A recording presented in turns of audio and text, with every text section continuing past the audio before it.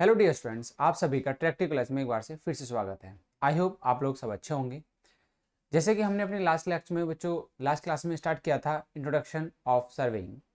Introduction में हमने पढ़ा था बच्चों उसकी डेफिनेशंस और ऑब्जेक्ट के बारे में हमने बच्चों वहाँ पे लास्ट क्लास में अपना डिस्कस किया था। उसी के साथ में हमने सिलेबस के बारे में डिस्कस किया था। जो हमारे सिलेबस में जो टॉपिक्स हम पढ़ने वाले हैं उनके बारे में डिस्कस हम कर चुके हैं लास्ट क्लास में। जैसे कि आज हम बच्चों स्टार्ट करने जा रहे हैं क्लासिफिकेशन ऑफ सर्वेइंग। ठीक है, क्या है classification of surveying? Classification surveying को हमने 5 टाइप में बांटा है।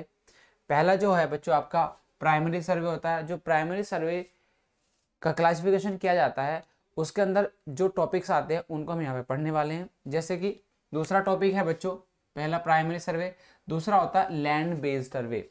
ठीक है, लैंड बेस्ड सर्वे। तीसरा होता है पर्पज बेस्ड सर्वे।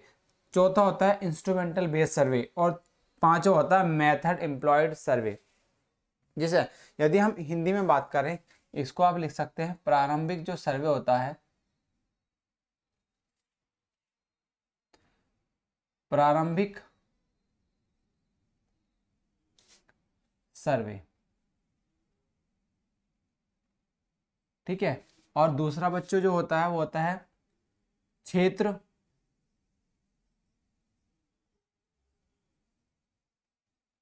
तल पर आधारित सर्वे। इसको हिंदी में आप ऐसे लिख सकते हैं। दूसरा जो होता है वो होता है बच्चों उद्देश्य। तीसरा होता है इसको कहते हैं हिंदी में उद्देश्य सर्वे। ठीक है, देन ये होता है बच्चों उपकरण। जो भी जितने भी उपकरण आपके सर्वेइंग के अंदर यूज किए जाते हैं उसके आधार पर बच्चों इनको पूछा जाता है क्लासिफिकेशन। और मेथड आता है बच्चों, ये विधि आधारित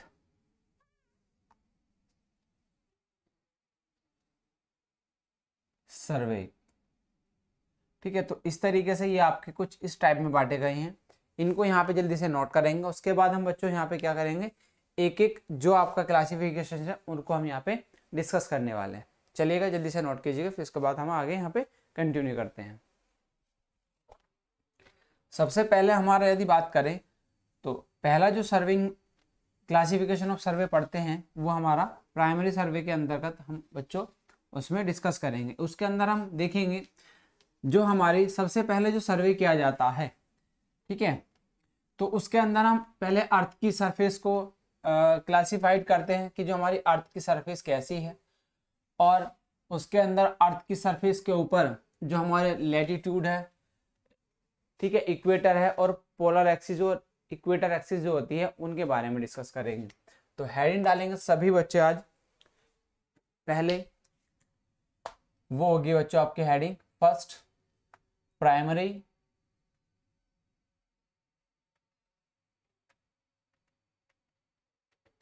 सर्वे क्लासिफिकेशन।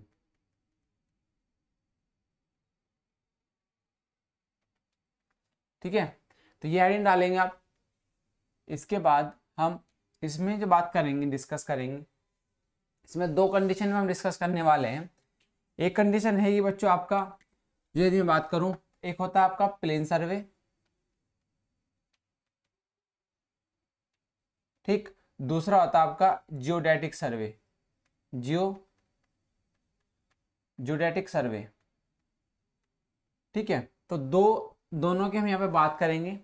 सबसे पहले इन चीज़ों को डिस्कस करने से पहले, प्लेन सर्वे क्या होता है और जियोडेटिक सर्वे क्या होता है, इसको डिस्कस करने से पहले थोड़ा सा बेसिक चीज़ें हम पढ़ने की कोशिश करेंगे। जैसे कि हम यदि कोई एक अर्थ लें, अर्थ आपकी कुछ बच्चों इस तरीके की होगी। ठीक है, अर्थ एक सर्कुलर मतलब एक सर्कल टाइप में होती है। और यदि हम इसकी बात करें तो अर्थ की सरफेस कुछ ऐसे होती है और यहाँ से ये होती है, ये इसकी एक्सिस होती है। ये क्या है, हम इनको एक्सिस में डिनोट कर रहे हैं। तो ये वाले जो एक्सिस होगी इसको कहते हैं बच्चों पोलर एक्सिस। ये क्या होती है, पोलर एक्सिस। क्या होती है, पोलर एक्सिस, जिसको हिंदी में कहते हैं ध्रुवीय अक्ष। क्या कहते हैं, ध्रुवीय अक्ष। और इसको कहते हैं बच्चों इक्वेटर, इक्वेटर एक्सिस। ठीक है, इसको कहते हैं भूमध्य भूमध्य अक्ष, ठीक है, ये आप सभी को पता होगा, ज्योग्राफी में हम ये चीजें पढ़ते हैं। अब यदि हम बात करें इसकी जो पोलर एक्सिस की जो लेंथ होती है, ठीक है, क्योंकि जो हमारी अर्थ होती है बच्चों वो कैसी होती है, यदि हम इस तरीके से बात करें, इसकी इस वर्टिकल लंबाई क्या होती है, वो कम होती है, और जो हॉरिजॉन्टली लेंथ है वो क्या होती है, ज्यादा होती है, ठीक है।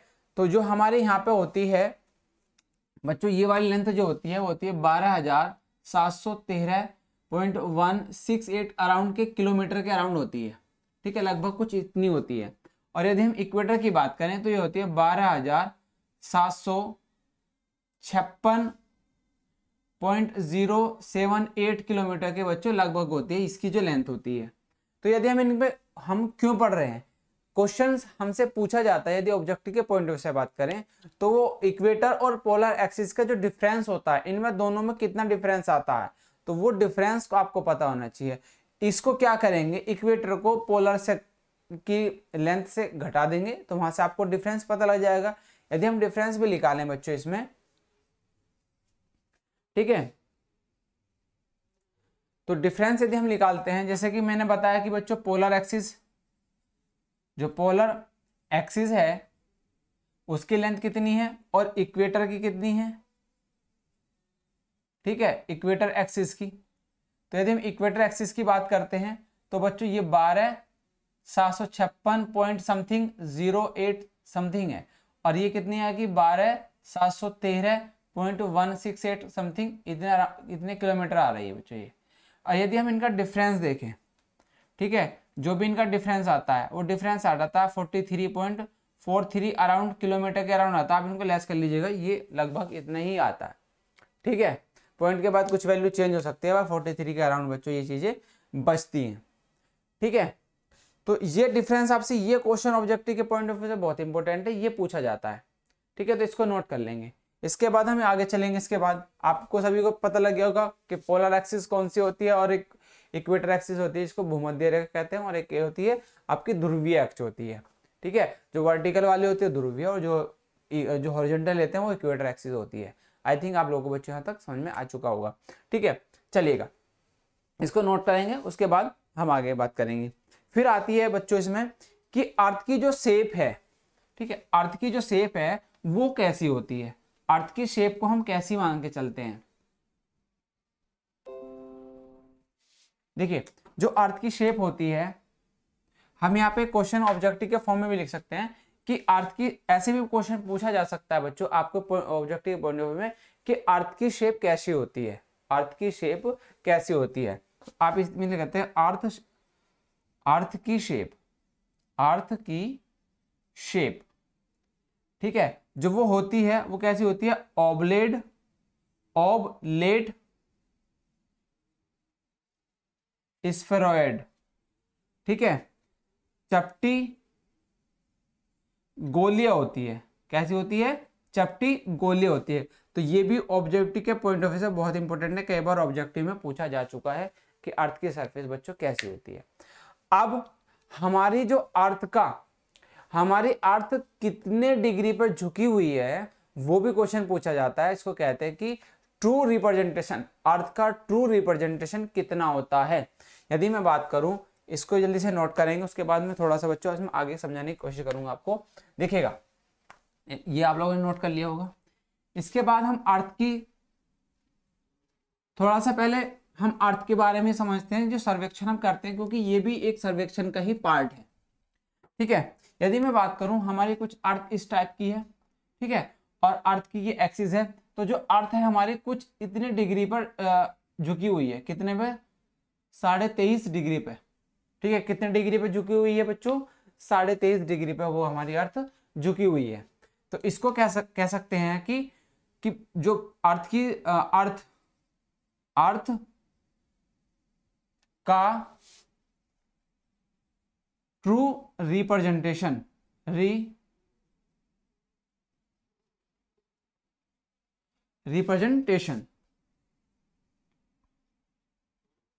ठीक है, अर्थ का ट्रू रिप्रेजेंटेशन कितना होता है बच्चों, 23.5 डिग्री होता है, ठीक है, तो ये आपको पता होना चाहिए। ये वाले क्वेश्चंस भी आपसे पूछे जाते हैं, तो ये भी आप सर्वे का ही पार्ट होता है। ठीक है, चलिए जल्दी से नोट करेंगे, उसके बाद बच्चों हम आगे बढ़ते हैं।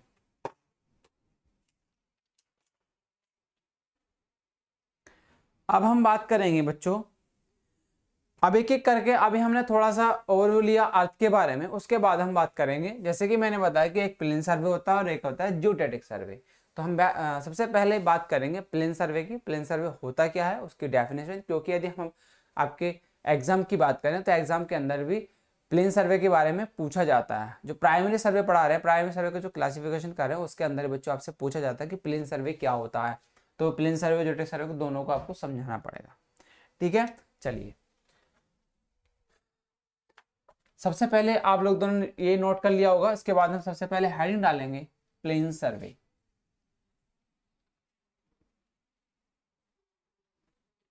प्लेन सर्वे को समझने से पहले हम एक अर्थ की शेप को थोड़ा सा कंसिडर करते हुए प्लेन सर्वे को समझाएंगे।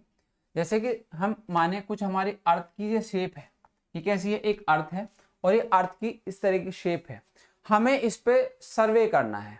ठीक है, यदि हम प्लेन सर्वेइंग करते हैं तो प्लेन सर्वेइंग के अंतर्गत हम क्या करते हैं, अर्थ की शेप को छोटे छोटे पार्टों में डिवाइड करके उसका सर्वेक्षण किया जाता है। सपोज दैट आपसे कह दिया जाए कि यहां से लेकर यहां तक की अर्थ है कोई, और उसकी आपको मेजरमेंट करना है।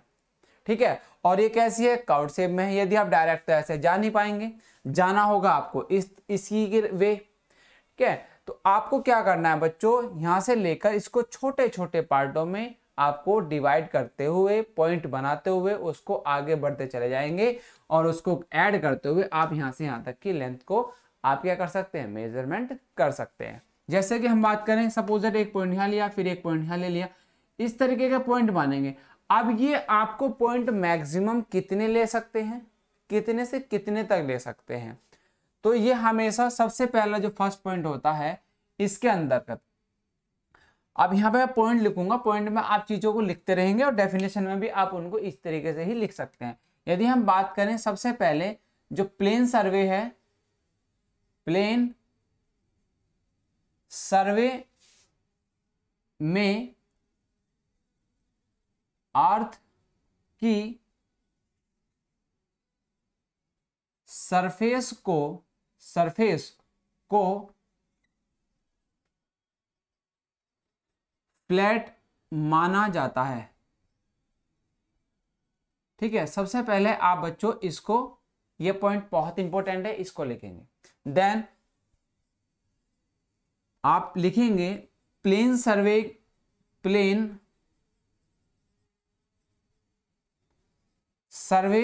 में प्लेन सर्वे को स्मॉल एरिया के लिए किया जाता है। अब वो जो एरिया होता है वो कितना होता है, ये बच्चे हम देखेंगे। जो स्मॉल एरिया है, जो एरिया होगा प्लेन सर्वे के लिए, तो ये जो एरिया लेते हैं ये बच्चों आपका कभी भी ये 195.5 किलोमीटर स्क्वायर से ज्यादा नहीं होना चाहिए। ठीक है, यदि इतने तक है, यदि आप इतने तक एरिया ले रहे हैं, ये क्या है, ये डाटा है कि आप इसमें क्या आएंगे, एरर नहीं आएगी। ठीक है, और यदि आपका एरिया 250 तक भी बच्चों, एक होता है ये और एक होता है ये डाटा, ये दो डाटा हैं, इनसे कभी भी एरिया ज्यादा नहीं होना चाहिए। ठीक है, इसका जो एरिया का कैलकुलेशन आता है, ये डाटा भी आप नोट कर सकते हैं। जो एरिया होता है प्लेन सर्वे का, वो एरिया कितना होना चाहिए, 195.5 किलोमीटर स्क्वायर, और ये होना चाहिए 250 किलोमीटर स्क्वायर से कभी भी ज्यादा नहीं लिया जाता, कंसिडर नहीं किया जाता है। ठीक है, अब दूसरा पॉइंट क्या है, प्लेन सर्वे के अंदर ऐसे लिख सकते हैं आप, प्लेन सर्वे के लिए, प्लेन सर्वे के लिए ऐसे लिखना, प्लेन सर्वे में प्लेन सर्वे को 12 किलोमीटर तक करने पर उसमें 1 सेंटीमीटर या 10 mm की एरर आ जाती है। ठीक है बच्चों, क्या आती है? या तो उसमें 1 सेंटीमीटर या 10 mm की एरर आ जाती है। कितनी? 12 किलोमीटर के बाद। 12 किलोमीटर से अधिक, जब 12 किलोमीटर तक का जब सर्वे करते हैं तो उसमें कितनी एरर होगी? आपकी 1 सेंटीमीटर या फिर 10 mm की एरर आपको देखने को मिलेगी। ठीक है, तो ये आपको बच्चों पॉइंट नोट करने हैं, उसके बाद हम आगे लिखते हैं। अब इसके बाद सपोज दैट आपने बच्चों यहाँ पे लिया, अब जो आप कंसीडर करते हैं इसमें, इसके अंतर्गत जो कंसीडर करते हैं, जैसे सपोज दैट एक पॉइंट आपने यहाँ पे माना, एक पॉइंट यहाँ पे लिया, फिर यहाँ पे लिया, तो ये पॉइंट मानते हुए आप क्या करते हैं? सर्वे करते हैं और इस लेंथ को मेजर कर लेते हैं। अब ये जो इनकी जो लाइन होगी ये हमेशा कैसी होती है? ये लाइनें हमेशा बच्चों पैरेलल होती हैं। कैसी? इस तरीके से ये लाइनें ट्रेवल करेंगी, जिनको बोलते हैं प्लम लाइन। तो प्लेन सर्वेइंग के अंतर्गत जो हमारी प्लम लाइन होती है वे कैसी होती हैं? एक दूसरे के क्या होती हैं? पैरेलल होती हैं, मतलब समांतर होती हैं। तो वो कभी भी एक दूसरे को जाकर नहीं मिलेंगी। तो ये आपका बहुत इंपॉर्टेंट पॉइंट है, आप इसको भी यहाँ पे नोट कर सकते हैं। तो ये जो आपकी लाइन होंगी ये कैसी होंगी? सीधी स्ट्रेट जाएंगी, ये कहीं भी एक पॉइंट पर आकर नहीं मिलेंगी। ठीक है, तो ये कैसी लाइन है? ये बच्चों लाइन है प्लम्ब लाइन। प्लम्ब लाइन, ठीक है। और ये कैसी होती है? एक दूसरे के पैरेलल या फिर आप बोल सकते हैं समांतर होती है। चलिए, इसको मैं यहां तक ये नोट आपने नोट कर लिया होगा। इसके बाद और इसमें आगे कुछ पॉइंट हैं वो लिखेंगे।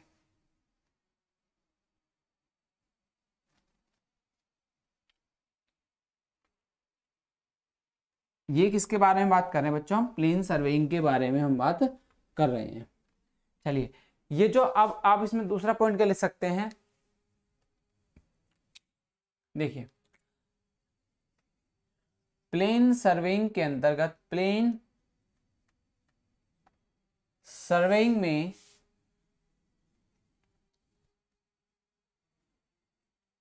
प्लम्ब लाइन एक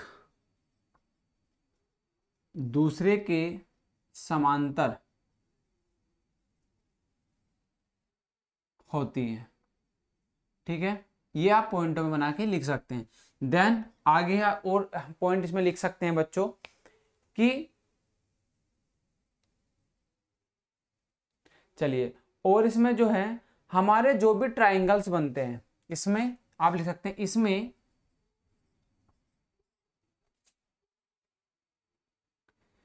इसमें अर्थ पर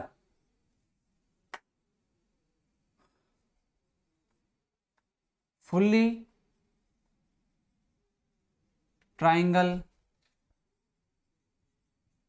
बनता है। ठीक है, आप इस तरीके से लिख सकते हैं।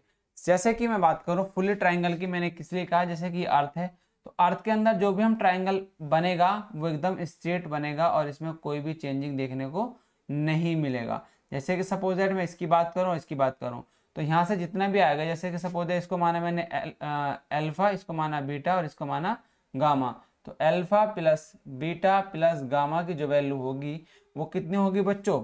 Alpha plus beta plus gamma की वैल्यू पूरी प्रॉपर कितनी होगी? 180 डिग्री 0 सेकंड और 0 मिनट और 0 सेकंड। तो प्रॉपर तरीके से कोई भी डिफरेंस देखने को नहीं मिलता है किसमें? प्लेन सर्वेइंग के अंतर्गत। जो ट्राइंगल आता है पूरा का पूरा आपका ट्राइंगल टोटली तरीके से बनता है। ठीक है, चलिए यहाँ तक नोट करेंगे। अब बात करेंगे बच्चों जियोटेटिक सर्वे की, इसको नोट कर लीजिएगा और फिर इसके बाद हम आगे अपने इसको कंटिन्यू करते हैं।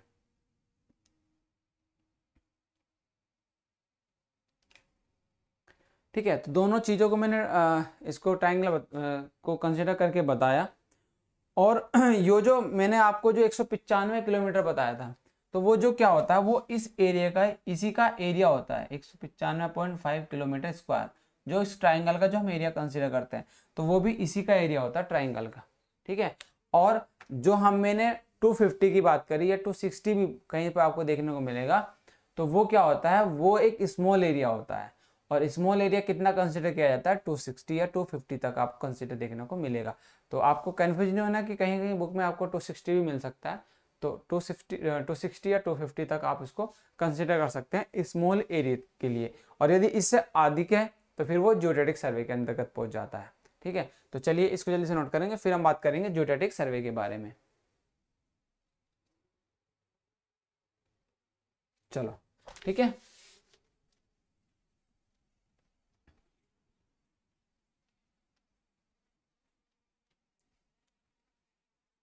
ये प्लम लाइन आपको सभी को समझ में आ चुकी होंगी। यदि आपको फिर भी कोई डाउट है बच्चों, तो आप कमेंट सेक्शन के माध्यम से आप हमसे संपर्क कर सकते हैं। ठीक है, बहुत जल्दी ही आपको लिए और प्लेटफॉर्म तैयार किए जाएंगे। चलेगा, जैसे कि हमारा दूसरा जो सर्वेइंग है इसके अंदर, प्राइमरी के अंदर, वो आता है जियोडेटिक सर्वे।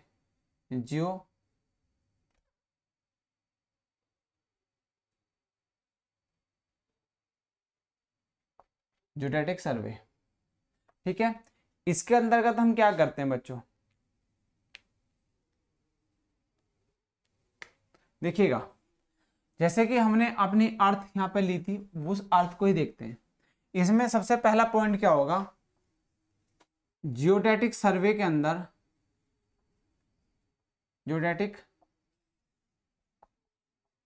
सर्वे में अर्थ की सरफेस को कर्व्ड वक्रा, हिंदी में इंग्लिश में लिख लेना, कर्व्ड,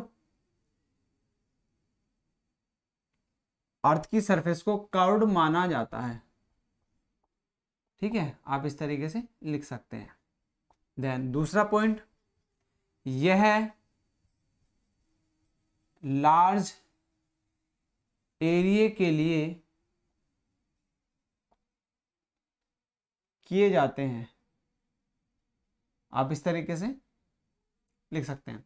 उसके बाद जो इसका एरिया होता है, अब एरिया की बात की गई है, तो एरिया क्या होगा, 195.5 किलोमीटर स्क्वायर से जो ट्राइंगल होता है ना, वो ट्राइंगल क्या होगा, यदि 195.5 उसका एरिया अधिक है तो किस में चला जाएगा बच्चों, वो चला जाएगा जियोडेटिक सर्वे के अंतर्गत। ठीक है, देन और यदि वो जो एरिया हम प्लेन जियोडेटिक सर्वे कर रहे हैं और उसका एरिया 250 या 260 से अधिक जाता है, तो वो क्या होगा, वो भी क्या होगा बच्चों, आपका किलोमीटर स्क्वायर से अधिक होगा, तो वो कैसा होगा आपका जियोडेटिक सर्वे, यदि इनसे ऊपर अब हो जाता है।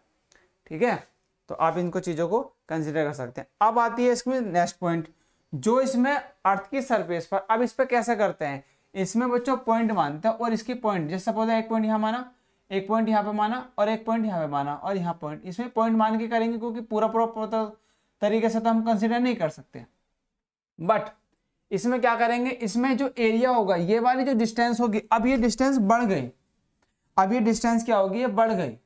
ठीक है, तो डिस्टेंस बढ़ने के कारण क्या होगा, यहाँ पे जो पॉइंट आ रहा होगा, सपोज दैट एक पॉइंट यहाँ पे लिया, फिर एक पॉइंट यहाँ पे लिया, और फिर ये जो पॉइंट आप लिए जा रहे हैं, ठीक है, ये पॉइंट क्या होंगे, ये बच्चों समांतर नहीं होंगे, बल्कि ये क्या होंगे, एक पॉइंट पर आकर मिल रहे होंगे। जैसे कि मैं बात करूं, इसकी जो लाइन होगी ये ऐसे जा रही होगी, ये ऐसे जा रही होगी। ठीक है, ये एक दूसरे के समांतर नहीं होंगे, कहीं ना कहीं एक पॉइंट पर आकर जरूर मिलेंगे। ठीक है, क्योंकि इनकी लेंथ और एरिया बढ़ चुका है, तो जो हमारा एरिया जब 250 से अधिक हो जाता है या 195.5 किलोमीटर स्क्वायर से अधिक हो जाता है एरिया, तो वो कैसा सर्वे कहलाता है, वो जियोडेटिक सर्वे के अंतर्गत होता है। तो ये आप यहाँ पे लिख सकते हैं, ये पॉइंट आ गया। ठीक, और इसकी जो लाइनें हैं वो कभी भी एक दूसरे के समांतर या पैरेलल नहीं होती हैं। तो इसमें ऐसे लिख सकते हैं, इसमें प्लम लाइन एक दूसरे के समांतर नहीं होती हैं। ये बच्चों पॉइंट आप बना के लिख सकते हैं, आपको फुल मार्क्स मिलेंगे। ठीक है, इसमें प्लम लाइन एक दूसरे के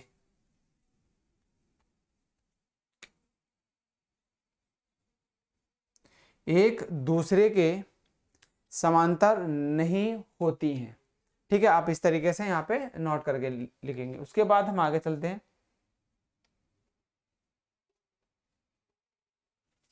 चलिए, नोट कर लिया होगा। इसके बाद आगे देखिएगा,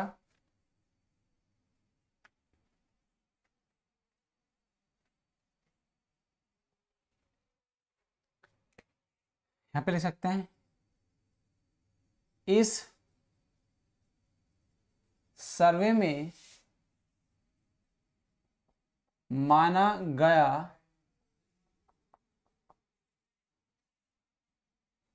ट्रायंगल, जो मतलब इसमें जो ट्रायंगल बनेगा अर्थ सरफेस पर, वो कैसा ट्रायंगल होगा?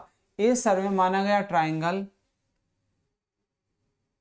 जो होगा वो कैसा स्पेयर्ड होगा, कैसा का, मतलब एक वक्राकार ट्रायंगल्स में बनेगा। स्पेरिकल होगा या स्पेरिकल आप लिख सकते हैं, स्पेयर नहीं स्पेरिकल लिख सकते हैं। ठीक है, स्पेरिकल ट्रायंगल होगा। कैसा होगा? Spherical triangle. अब वो स्पेरिकल ट्रायंगल आपका कैसा बनता है देखिएगा, मैं थोड़ा सा यहाँ पे आपको शो करके दिखा देता हूँ।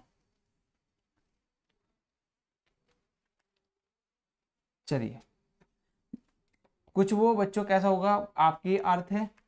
ठीक है, ये कैसी है? आपकी अर्थ है। और इस अर्थ के अंदर जो भी ट्रायंगल आपके बनेंगे, ठीक है, एक ही हो गया, 3 पॉइंट होंगे।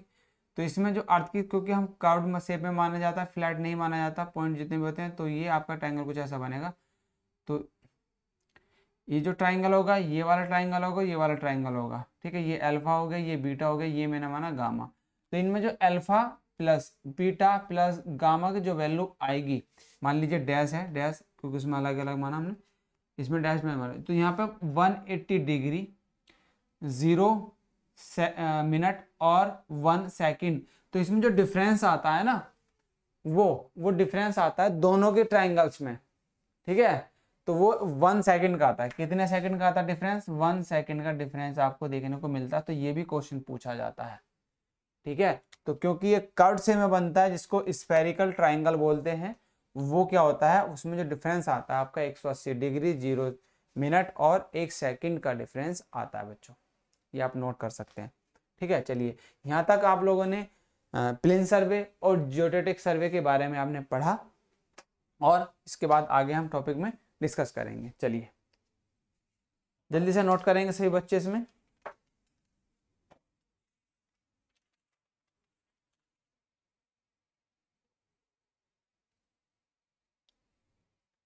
चलिए, इसमें एक चीज और पूछी जाती है कि जो इसमें ट्राइंगल्स बनते हैं, ठीक है, जो इसमें एंगल्स बनते हैं, वो एंगल कितना बनता है? ये बच्चे इसके अंतर्गत आप लिख सकते हैं स्पेरिकल,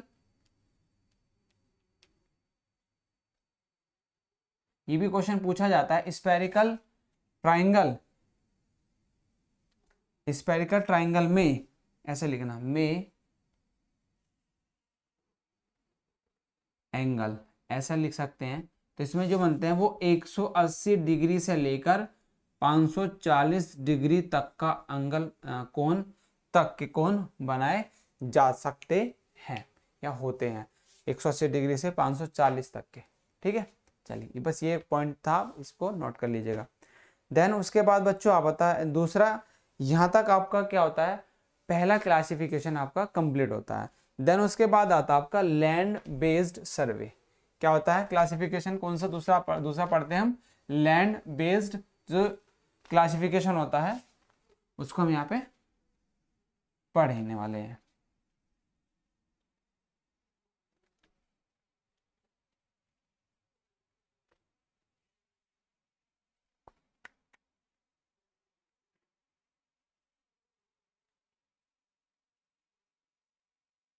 चलिए, इसके बाद हम यदि बात करें इसमें बच्चों, अपना दूसरा होता है आपका, दूसरा क्लासिफिकेशन होता है लैंड बेस्ड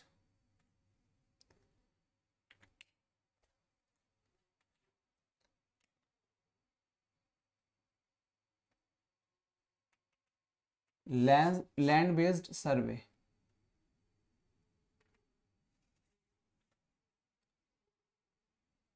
का वर्गीकरण आप ऐसे लिख सकते हैं इसमें,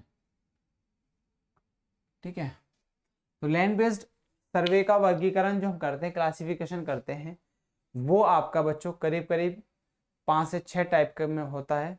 सबसे पहला जो आपका क्लासिफिकेशन किया जाता है वो होता है आपका टोपोग्राफिकल सर्वे। कौन सा होता है बच्चों? Topographical survey. तो इसमें सबसे पहला जो हम बात करेंगे, किसकी बात करेंगे? Topographical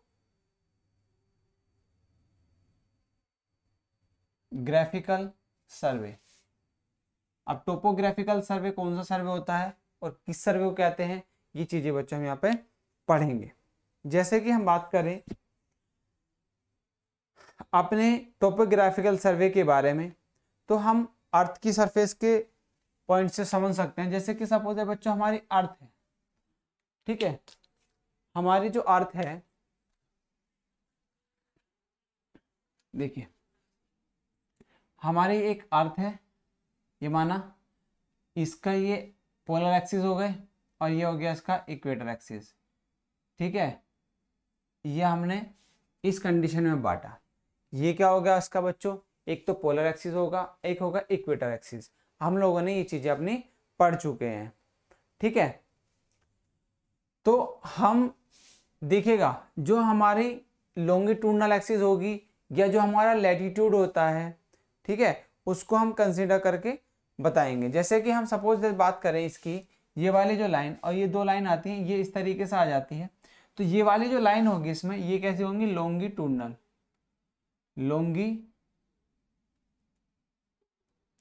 longitudinal. और ये कैसी होगी बच्चों? आपकी इक्वेटर। ये अभी हमने पढ़ा, इक्वेटर होगी, ठीक है। ये कैसी होगी इसकी बच्चों? ये होगी इसकी लैटिट्यूड,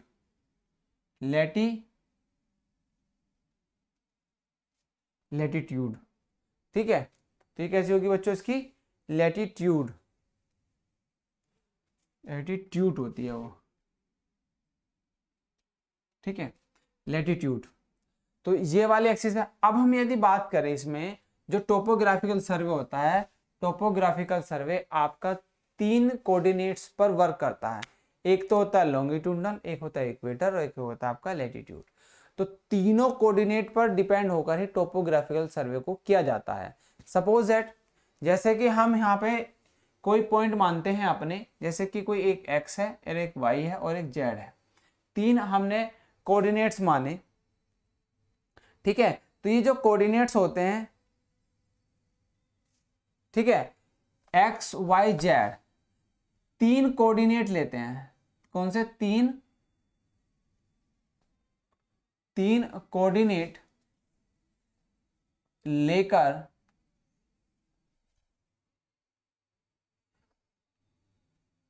लेकर इसमें लॉन्गिट्यूड,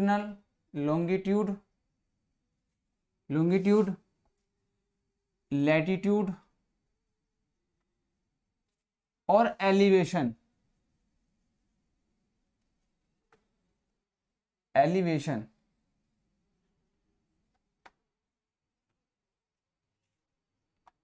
को मेजर करते हैं। क्या मेजर किया जाता है, ठीक है। 3 कोऑर्डिनेट्स को लेकर और इन कोऑर्डिनेट्स पर ही हम वर्क करते हैं,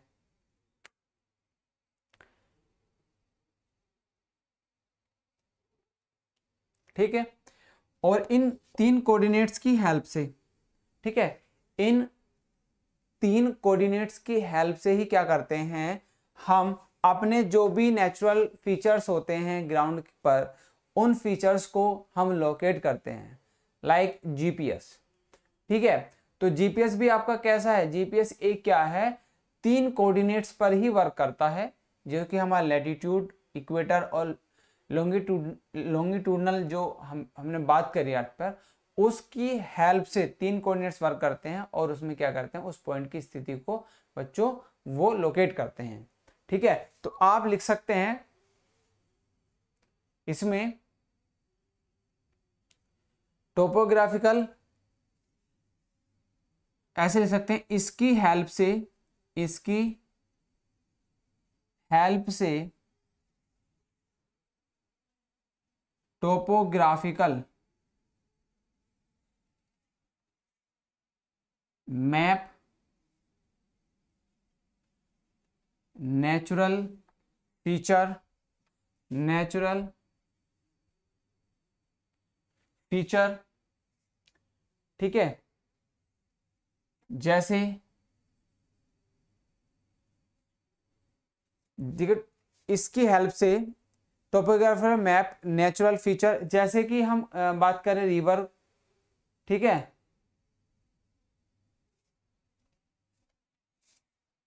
रिवर हो गई, कैनाल हो गई,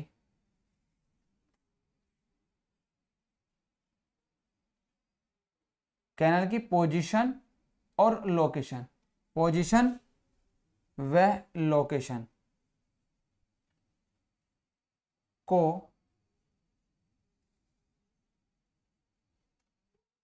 दर्शाया जा सकता है, ठीक है, या man made, man made, man made मतलब मनुष्य के द्वारा, मैन मेड फीचर को भी शो किया जा सकता है,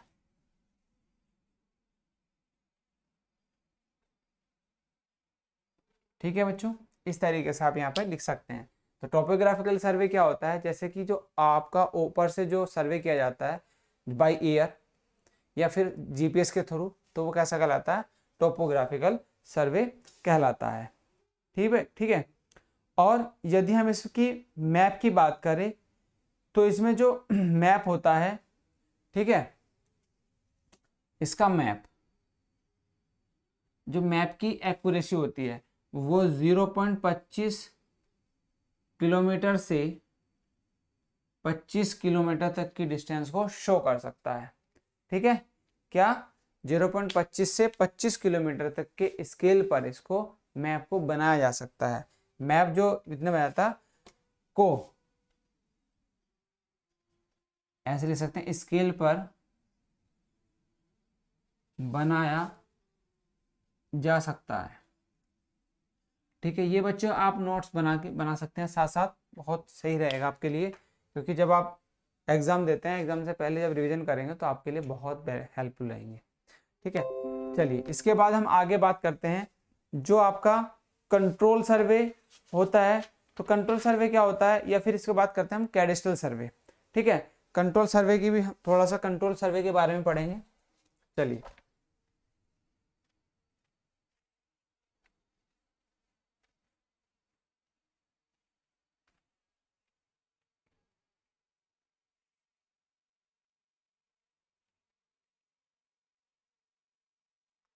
ये किसके बाद अंतर्गत पढ़ रहे हैं बच्चों हम, जो आपका लैंड बेस्ड सर्वे होता है, ठीक है।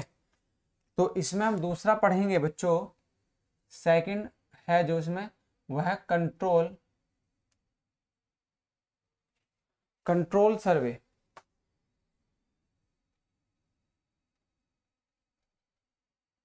ठीक है। जल्दी से हैंड डालेंगे।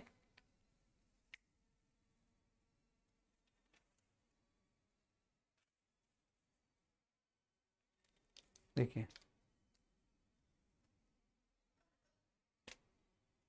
लिखेंगे इसमें, ये क्या सर्वे होता है, कंट्रोल सर्वे वह सर्वे होता है जो कंट्रोल पॉइंट की स्थिति को मतलब उसको दर्शाने या प्रदर्शित करने के लिए किया गया सर्वे कंट्रोल सर्वे कहलाता है। जैसे कि इसमें लिख सकते हैं कि कंट्रोल पॉइंट की पोजीशन, लिख सकते हैं कंट्रोल पॉइंट की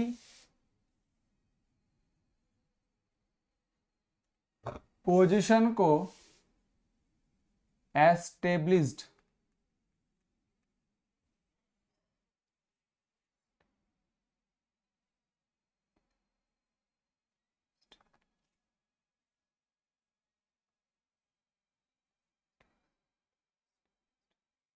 करने के लिए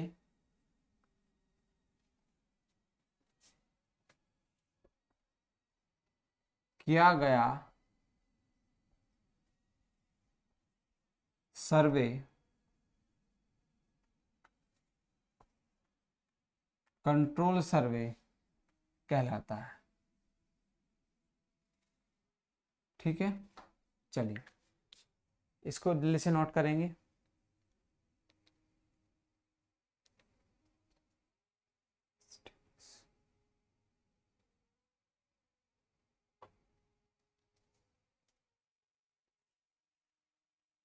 ये बच्चों इसकी स्पेलिंग गलत है, इसको लिख सकते हैं आप स्टेब्लिश। ठीक है, ठीक है, चलिए नेक्स्ट आपका थर्ड आता है कैडेस्ट्रल सर्वे।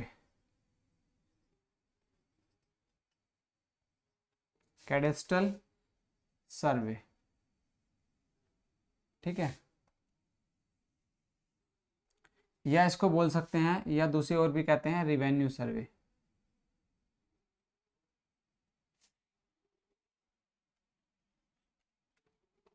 ठीक है, इसके बारे में हम पढ़ेंगे अब।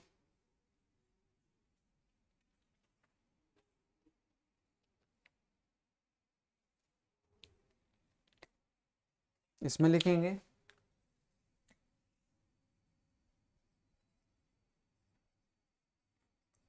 प्रॉपर्टी के एरिया की सीमा को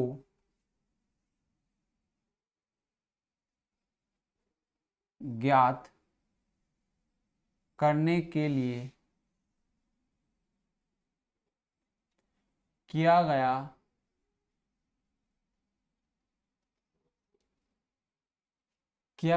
सर्वे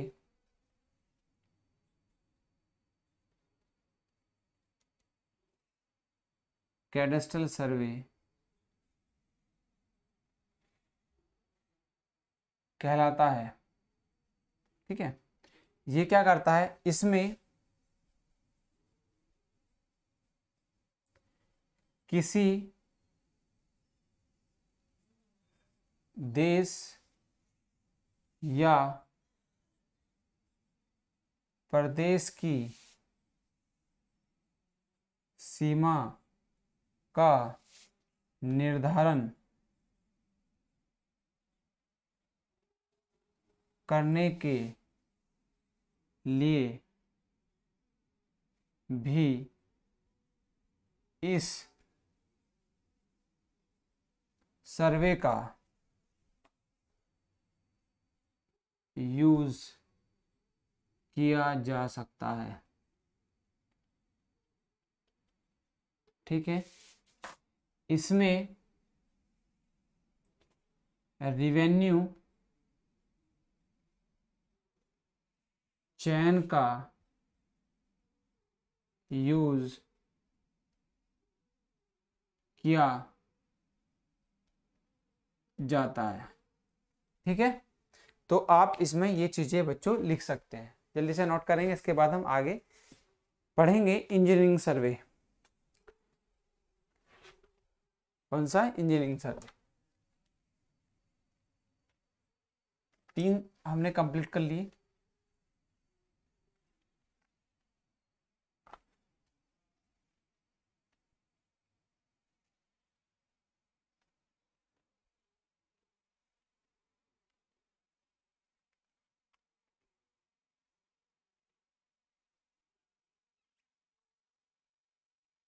चलो बच्चों, इसके बाद हम यहाँ पे पढ़ने वाले हैं इंजीनियरिंग सर्वे के बारे में।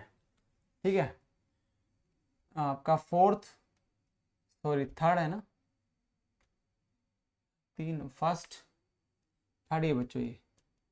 ठीक है, तो ये होता है इंजीनियरिंग सर्वे।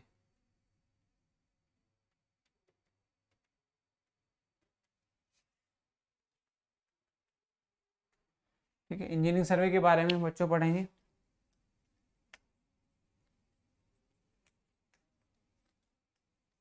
देखेंगे इसमें इंजीनियरिंग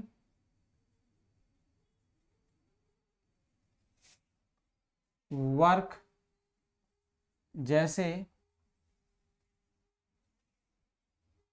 बिल्डिंग, रेलवे, रोड, आदि को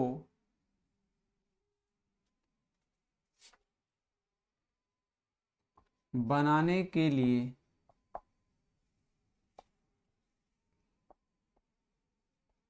किया गया सर्वे इंजीनियरिंग सर्वे कहलाता है। इंजीनियरिंग सर्वे कहलाता है बच्चों। चलिए यहाँ तक नोट कर देंगे, उसके बाद हम आगे बढ़ेंगे। फिर नेक्स्ट होता है बच्चों इसी में हाइड्रोग्राफिकल सर्वे। कौन सा आता है? फोर्थ आता है हाइड्रोग्राफिकल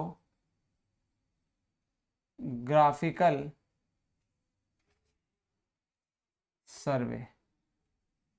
इसमें जो हम क्या करते हैं हाइड्रोग्राफिकल सर्वे में,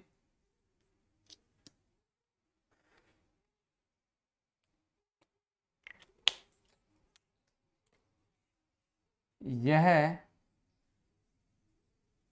लार्ज वाटर बॉडीज के लिए किया जाता है।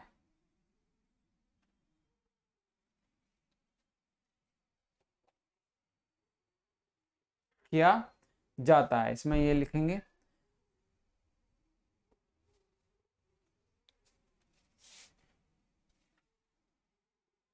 इसको जल के पास या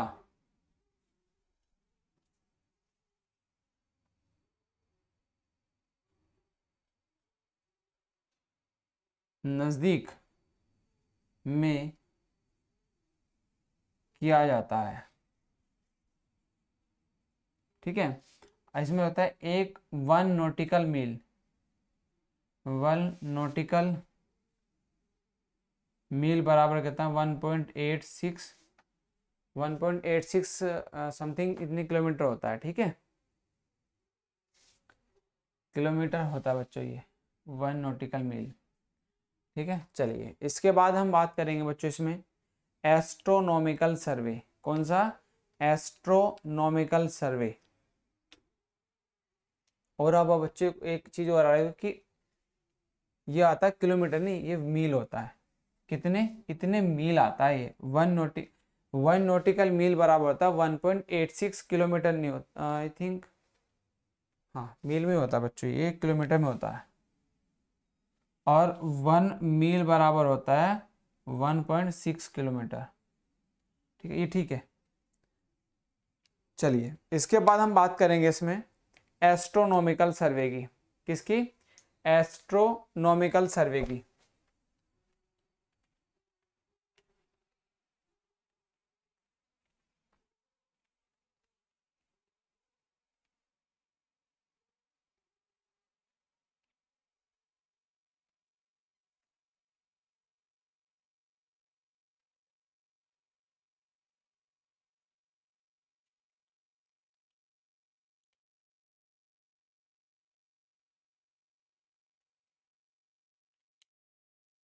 बात करेंगे एस्ट्रोनॉमिकल सर्वे की। कौन सा? एस्ट्रोनॉमिकल।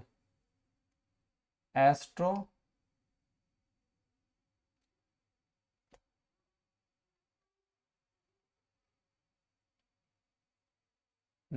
सर्वे।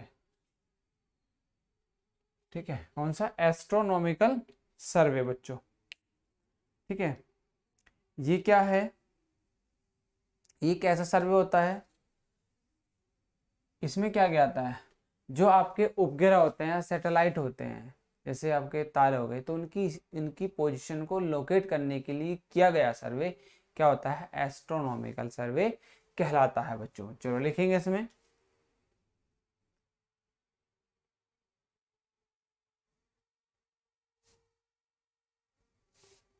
लिखेंगे ग्रहों, उपग्रहों तथा तारों की पोजीशन को लोकेट करने के लिए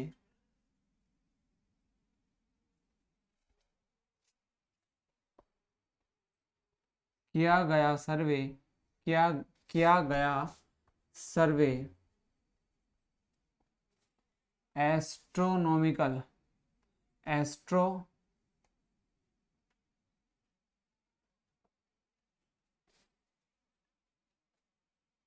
सर्वे कहलाता है। एस्ट्रोनॉमिकल सर्वे कहलाता है बच्चों। ठीक है, इसको आप इंग्लिश में कहते हैं हेवनली बॉडीज। क्या? Heavenly bodies. ठीक है, तो आप इसमें लिख सकते हैं बच्चों इसको हेवनली बॉडीज के लिए।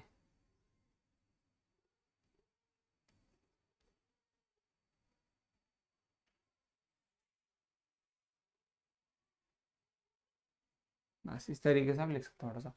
चलिए, इसके बाद बच्चों हमारा कुछ और सर्विंग क्लासिफिकेशन है वो बचते हैं, उसको हम करेंगे नेक्स्ट क्लास में। ठीक है, तो यदि आपको ये क्लास बच्चों आपको पसंद आई है और हमारे द्वारा जो आपको कंटेंट प्रोवाइड किया गया वो यदि आपको बच्चों अच्छा लगा है और यदि ये बेस्ट कंटेंट आपके लिए सेमेस्टर के पॉइंट ऑफ व्यू से इम्पोर्टेंट है तो इसको ज़्यादा से ज़्यादा बच्चों सपोर्ट करेंगे। ठीक है, और इस क्लास को शेयर करेंगे सभी स्टूडेंट के ग्रुप में। तो मिलते हैं आपसे जल्दी ही नेक्स्ट क्लास में, तब तक के लिए बाय बाय। जय हिंद, जय भारत बच्चों।